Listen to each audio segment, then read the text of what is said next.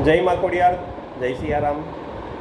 मैं पथिक the traveller अपने YouTube चैनल में आपका हार्दिक स्वागत करता हूँ। अगर आपने मेरा चैनल सब्सक्राइब नहीं किया है तो कृपया कर लें। आज जिस विषय पर बात करेंगे वो है कि भगवान का सबसे बड़ा भक्त कौन है। तो चलिए एक कहानी सुनते हैं, एक वार्ता सुनते हैं। नारद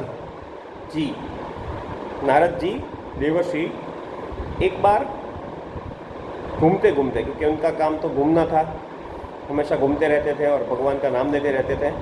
तो नारद जी चलते चलते घूमते घूमते एक बार कैलाश पर्वत पर पहुंच गए। उन्होंने देखा कि कैलाश पर्वत पर माता पार्वती और भगवान शिव साक्षात बैठे हुए हैं। तो उन्होंने जाके दोनों को प्रणाम किया। माता पार्वती ने और भगवान शंकर ने उनको आशीर्वाद भी दिया। फिर वार्तालाप शुरू हुआ। माता पार्वती ने कहा कि हे नारद मुनि, आज आप बड़े खुश लग रहे हैं, इसका कारण क्या है? आज कोई विशेष दिन है क्या?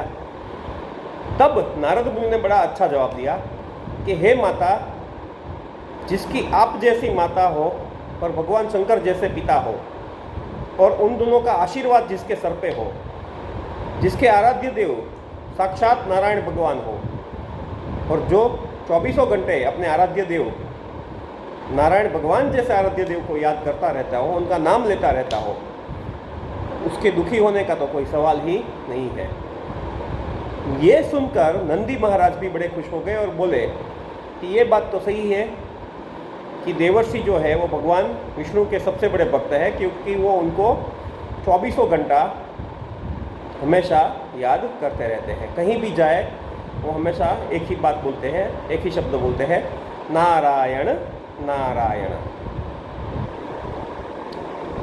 ये सुनकर नारद मुनि बहुत खुश हो गए।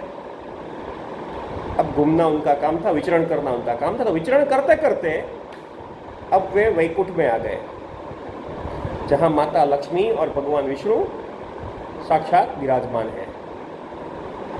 जैसे ही देवर्षि आए तो भगवान विष्णु और माता लक्ष्मी ने उनको कहा कि आइए नारद मुनि, स्थान ग्रहण कीजिए। तब नारद मुनि ने कहा कि हे प्रभु, मुझे एक बात का जवाब दीजिए, मुझे एक बात का संशय है।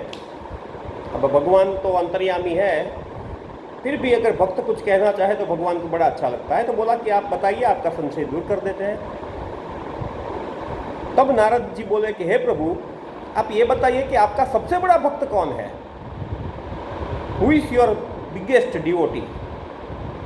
भगवान ने कहा, मैं अपने भक्तों में भेदभाव नहीं करता, मेरे लिए मेरे सारे भक्त एक समान हैं।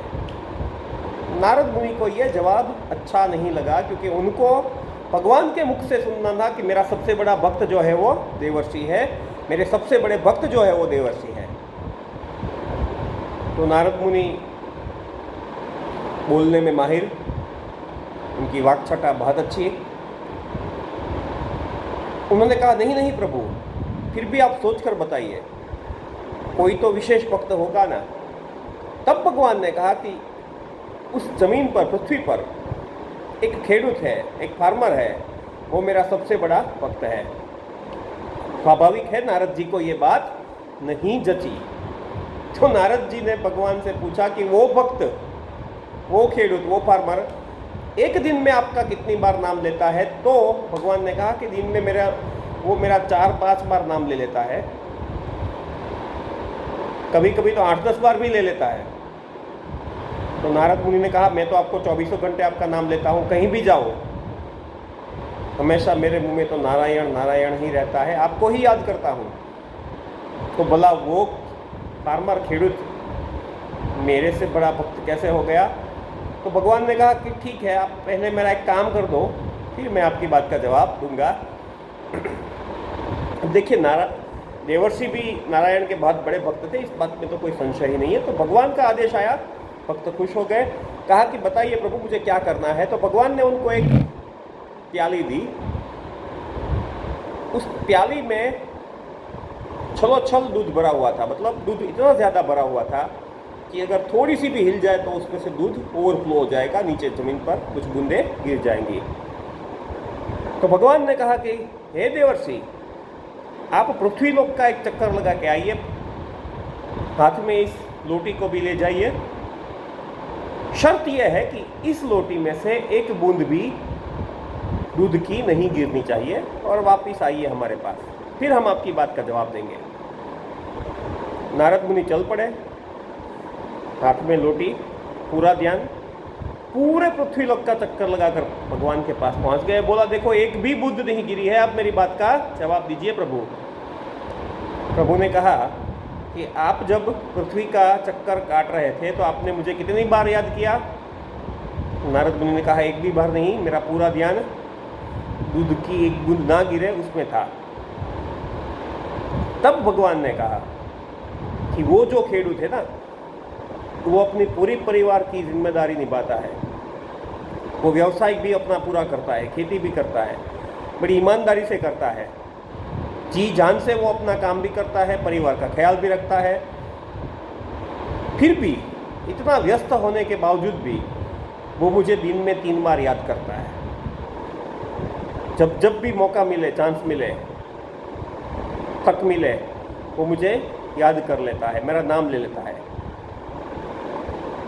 कभी राम बोल देता है, कभी कृष्ण बोल देता है, कभी नारायण भी बोल देता है, पर मुझे याद कर लेता है।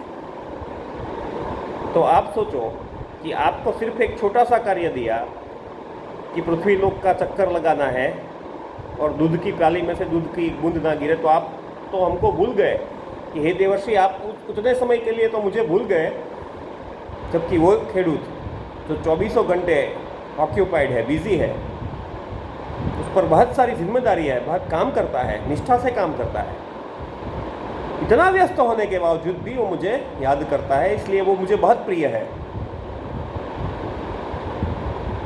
तो एक बात इस कहानी से तो पता चलती ही है, हमको सीख ये मिलती ही है कि आप अपना कर्म ठीक से करो, वो भगवान को बहुत प्यारा है, क्योंकि आपको इस दुनिया में भेजा ही इसलिए गया है कि भगवान की जो एक दिव्य लीला है, दिव्य योजना है, उसके आप एक भाग हो। तो आपको जो ड्यूटी असाइन की गई है, आपको जो काम दिया गया है भगवान के द्वारा, अगर आप वो काम भगवान को याद करके चलते हो ना, वो है ना भजन कि नाम लेते चलो काम करते चलो, अच्युतम केशवम।